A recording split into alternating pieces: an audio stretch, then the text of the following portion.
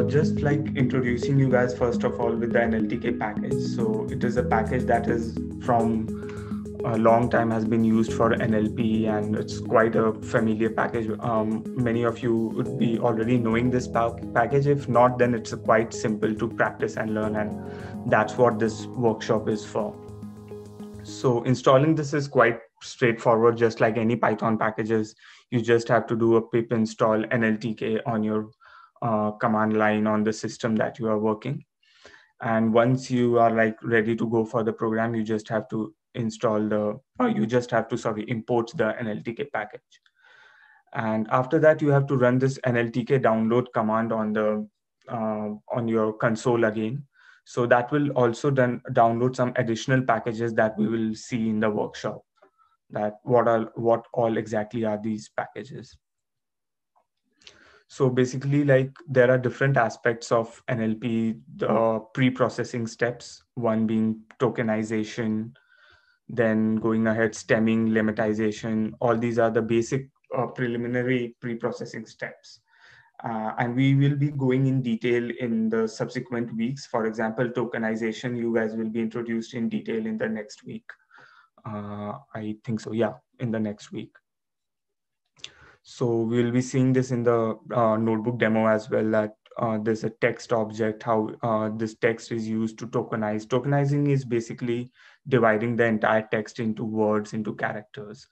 So it will be a list of words rather than a whole text as you guys perceive it. So that is a basic token can be understood as a basic word entity that we can use it for further pre-processing.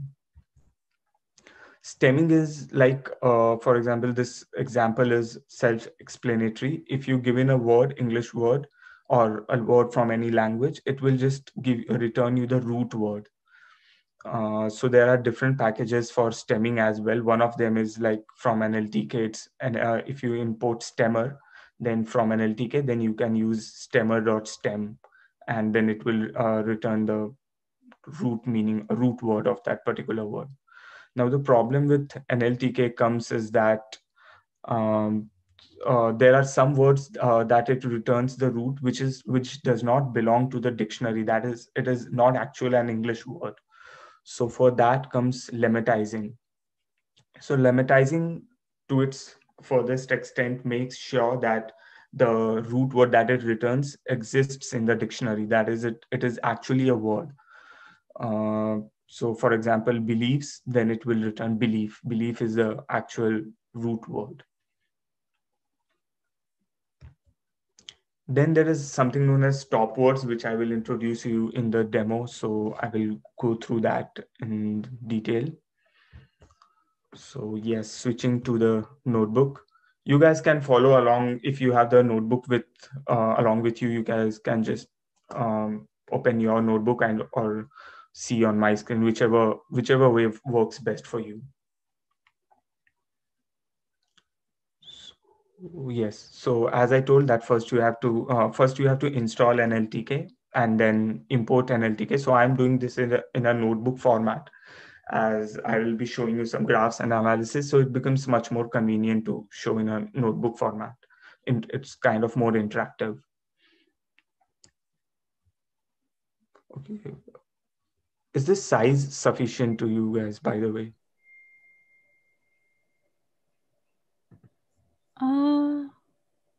Can I have a question? Yeah, sure, go ahead. Yeah, I was trying to open or download this workshop. I mean, this workbook, but then I don't know why. Every time I try to open, it show up a message like application, something like that, searching application. So are you not able to download it? I'm not able to download the workbook along with the practice. Okay, I'll let you know about that after this workshop. Sure, thank you. As of now, in this workshop, you guys can ask me questions in the chat box regarding this. And if there are some different types of questions, then we can address those on Piazza. Okay. Yeah. All right. So yeah, so this is here where you import the Nltk package. And this I showed you in the slides, like nltk.download. So what you guys have to do in the console is just type in nltk.download without the argument. Like over here, I have provided the argument. So this is because I am showing you on Colab, Google Colab. It's a cloud platform. So that's why I'm only downloading the packages on an ad hoc basis, the packages that I will be requiring. But what you can do is that you can download all in once. So a dialog box will appear to you guys, and there's an option to select all. It will take a couple of minutes and all the packages will get downloaded. So once that is done, NLTK, we can go ahead. So NLTK contains a text object. So from nltk.text, I have imported a text object. Now what that does is, first of all, like I don't know if you guys know about the Gutenberg project. So after this workshop, maybe you guys can just search it on web. It contains a lot of free books, like archived old books that you can read online free or download it as text. There are various download options. So NLTK provides an API where you can directly interact with the Gutenberg projects, the books. So this is how you, this is the API and this is how you interact with it. It is nltk.corpus.gutenbergs.words, .gutenbergs. And over here, I'm selecting this Alice in the Wonderland book. So it is carolalice.txt. So for this reason, I have downloaded this nltk.download Gutenberg. Now .words provides you the tokens that I had shown you the slide tokenization step. So this is basically the tokenization step where you will get all the words. And this text object is just wrapping these words in an NLTK text object. So what is the use of this? That I'll show you in the subsequent steps. So, and this I have assigned to a variable Alice. Now, before going forward to about this variable and about this text object, you can see what are all the different books that are available in Gutenberg project by just doing Gutenberg.field IDs.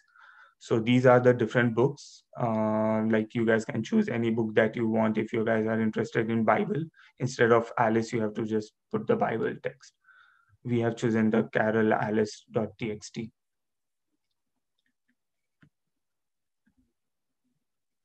So now going about this Alice variable that I have saved. So as I told that it's like an NLTK text object. So if you print the type of this object, it is class nltk.text. And the one good thing about this is that it's very Pythonic. So by that, I mean, it just works like a normal list. So if you guys have worked with Python's list, it is very much similar to that. So I can just print the length and it gives me the total word count. So it's around 34K. Now accessing, just like you access the list by subsetting, subslicing, it's done in a similar way. So suppose I want to see the contents, I can just do Alice, and if I want the first 4 characters, it returns me this.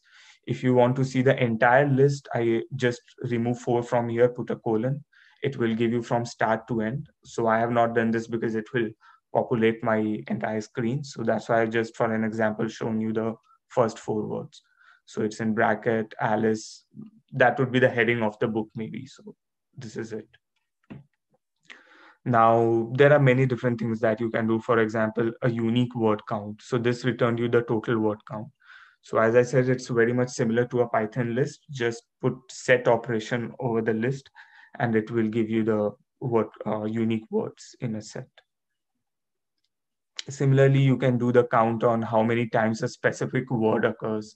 So these are actually not just for NLTK object. It's common to any Python list or strings. So alice.count Alice. So it will give you that Alice word has been used 396 times in here.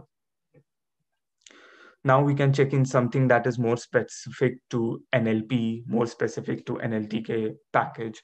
For example, this terminology of concordance. So over here, it will not just show the total count of how many times Alice has occurred, but also in what context. So in which all sentences does Alice word has occurred. So these are the matches. And then there are various other plots that you can make, like a dispersion plot, for example. So over here, this is on the y-axis is the words that I have chosen, like on which areas does these words occur, like in which part of the books does these words occur. And on the x-axis is the total, like entire length of the book. So you can see that Alice word occurs quite uniformly throughout the book. So these are some interesting analyses that you can do. So as data science students like you guys want to do some analysis. So these are just the various ways. So I'm just introducing you guys to some of these things.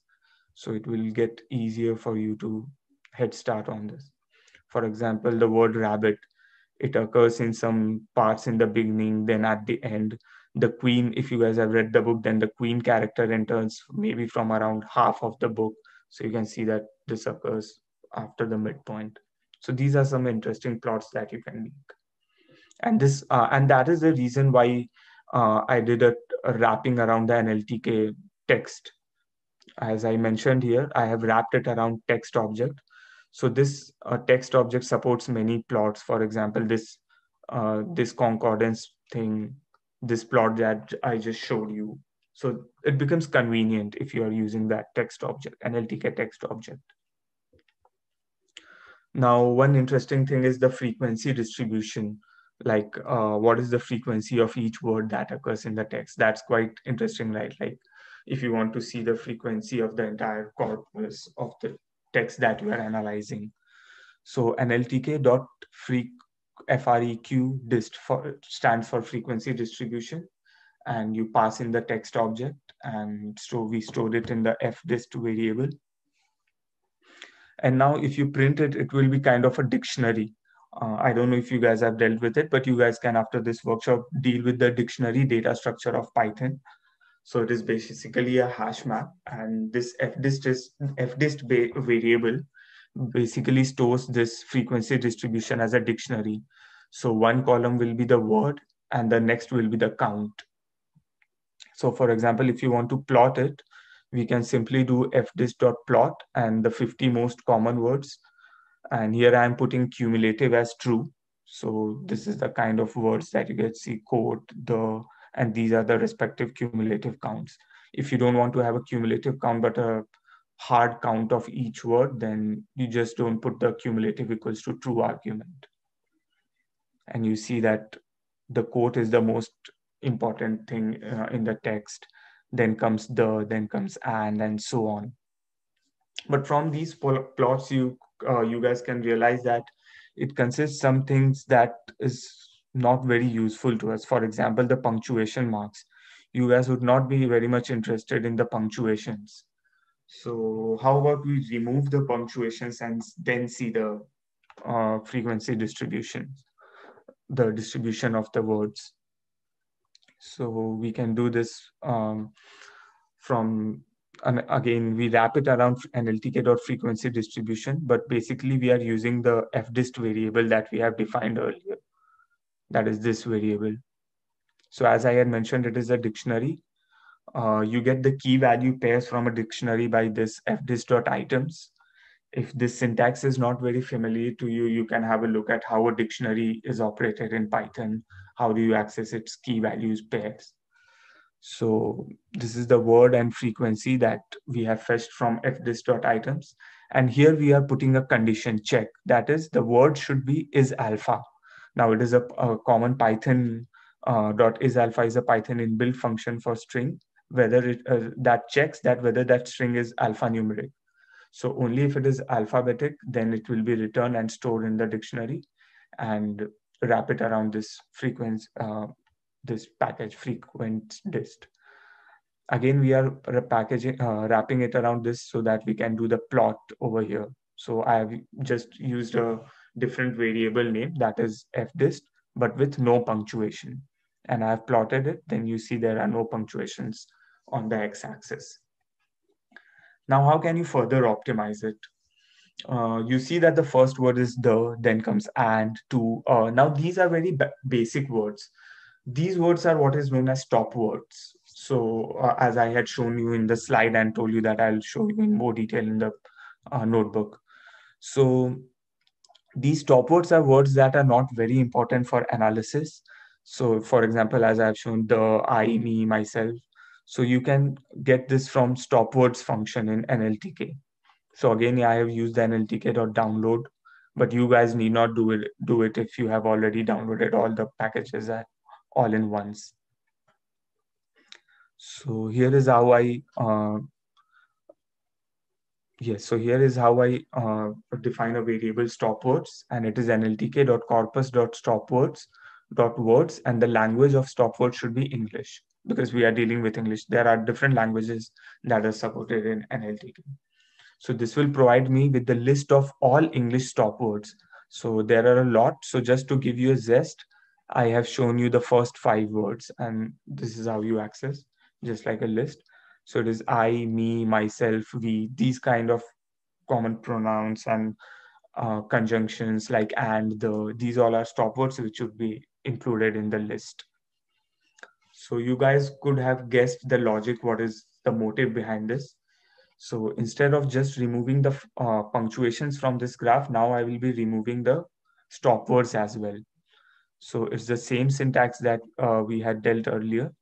Just instead of just putting one check, that is word.isAlpha, we are putting another check. This is important, not in stopwords.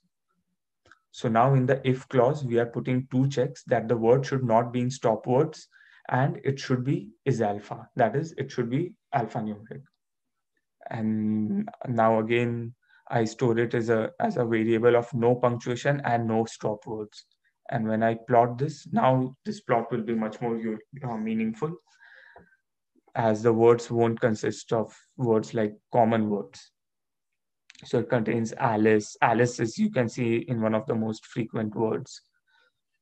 Though the x-axis is not very visible over here, but yeah. So this was regarding some preliminary analysis. So moving ahead, there is some terminologies associated with NLP, one of them being like hepaxes. So you can check it in Wikipedia what it means. So it is like, what do we say? The words that actually occur only once in the entire text. So like whole, conversations, daisy. So if I do a fdis.hepaxes, it will print all the words that actually just existed once in the entire text. Then there is something known as collocations. So collocations is basically 2 words that are mostly used in conjunction with each other, juxtaposed with each other. For example, like red wine. So something like that. So if I do that, alice.collocations, it will return all the collocation exists. For example, the white rabbit, it is a famous character, so it returns white rabbit because it has been used together quite a while quite many times in the text. And Alice, just to make you remember, is the text object that we had created. So moving on, like there are different ways by which you can access the Gutenberg data. So this is what we had done earlier. This is not new, just I have redefined it in a different variable name as Alice words. It's the same as Alice over here. Only thing is that I have not wrapped it around the NLTK text object. So it's the same. So like if you print Alice words, it will consist of all the words in the text. Now Python by default doesn't show all the entries of the list for the same reason that it will populate my screen. But you can see the length of it, like it's the same 34K around. Now, this is how we had fetched the words. Now, what if you want to fetch the characters? So if I fetch all the you can fetch all the characters by, instead of using Gutenberg.words, like over here we had used Gutenberg.words. Over here I use Gutenberg.raw over this Alice text. Now this gives me the entire characters. So if I see print out Alice characters, it will give me the entire characters of the book. So this is quite huge.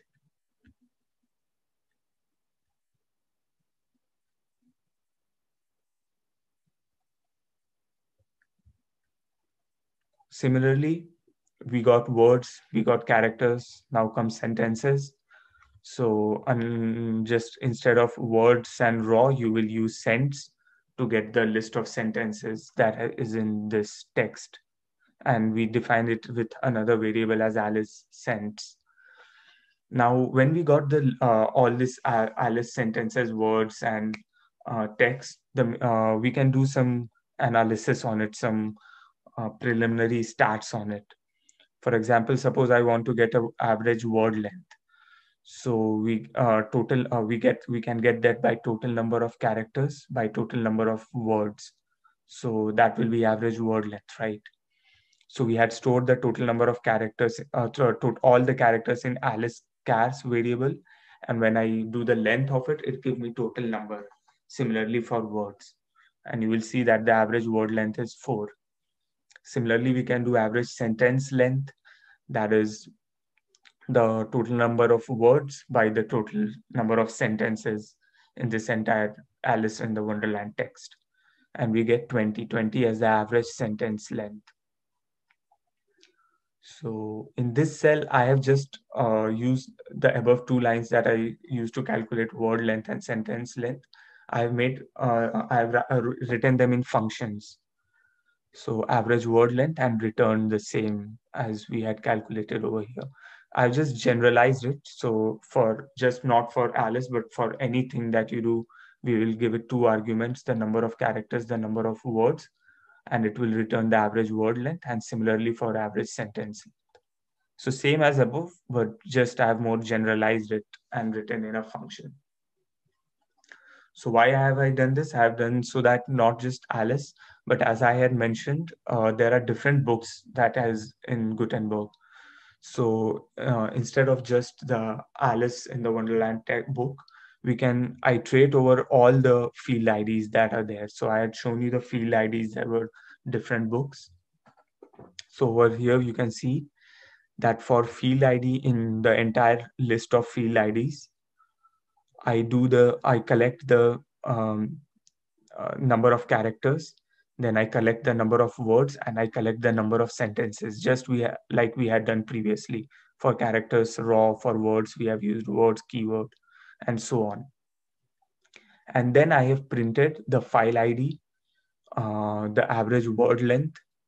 How is the word length calculated? As I had written this word length function, and similarly the sentence length function, and printed all of that.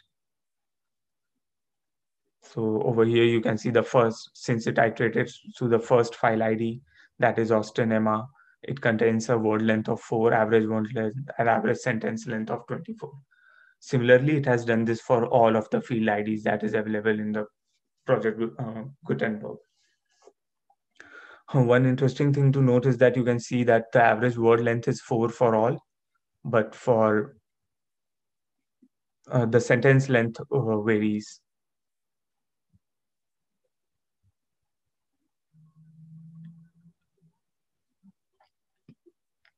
Now, moving forward. The one thing that I mentioned over about the project Gutenberg here was that there are actually a lot of books that is there, but it is not provided with the Nltk library. So if you want to generalize the accessing of data that is accessing, there is some other way by providing in the URL. So for example, I want to analyze something on the Oscar Wilde book. So this is the URL. So this is not something specific to NLP. This is something from Python. You have to get this URL open library and import it in this way, and then just access that URL. So it's like you read that URL and decode it to UTF-8 so that you can see and it can get decoded in the correct language. So when I print in raw, this is what is the contents of the book, the Oscar Wilde book, since it's a URL of that book. Now it's a quite a humongous corpus of characters. As you can see, if I point it over here, there's a lot of characters. It just shows some of them. Now, if you want to do some NLTK processing on, some NLP processing on it, just like previously we have done, we wrap it around nltk.text. And what will be the argument? Raw. So this is the variable that we had fetched from URL, and we just wrap it around the NLTK library. And these are the things that we had done earlier. For example, the frequency distribution, just like we had done but for Alice. So like you can do it for different things. So that's what the motive of this is. So we can move on to some another corpus, that is the word text. So here I have downloaded word text. Now, sorry, web text. Now web text has different field IDs. You can iterate over these field IDs. Web text, you can just have a look in this GitHub account that shows the different file IDs, Firefox, Grail. These are the different text corpuses. So you can just have a look on these. And this is the similar things that we have done earlier. Remember, like calculated the number of words, number of characters. So instead of Alice, we have used the Grail file ID over here, the Grail one, and got all the necessary word length, character length, sentence length. And then we have called the function that we had defined earlier, the average word length, average sentence length. So I'm just skipping this because this is kind of repetitive and we have already done this. Now something interesting, I will move on to some different another corpus, that is the inaugural corpus. And here I'll just do a small but quite an interesting exercise for you guys. So this is the address corpus that I have chosen. So in inaugural, there are different file IDs, just like there was Gutenberg. This is inaugural, and I just print out the different file IDs. So this is basically the different presidential inaugural addresses that all the presidents have started with in their term. So starting from 1789 to 2017 by Trump. So this is all the inaugural addresses by these presidents. So it has not yet been updated. The last time I checked, it has not yet been updated. Maybe you guys can check and it might have been updated by with next president Biden.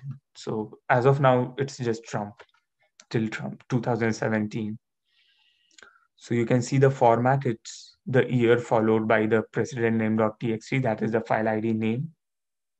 So let's do some interesting thing over here. Suppose I want to see that in all these president inaugural speeches, how many times have they used the word America? And not just America, but anything related to America, like Americans, American, America.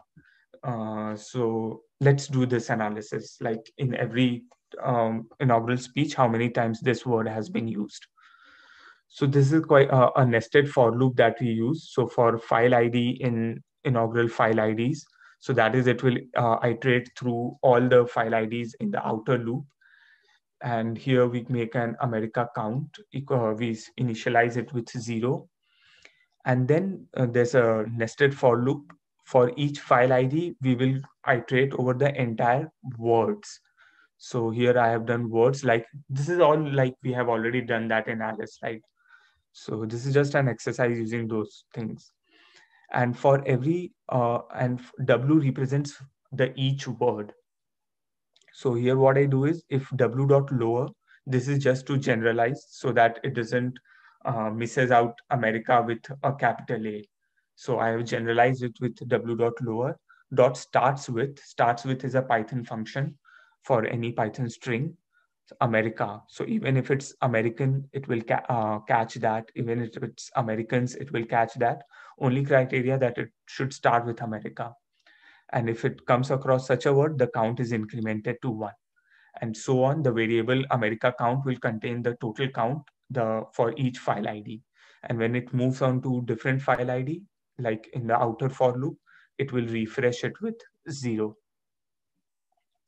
So this count has been stored, and then I will just print it out. So for that, I've stored the president name in the variable president, the year in the variable year, and how I have fetched that from the file ID, and then print it. So you can see President Washington of year 1789 said America 2 times.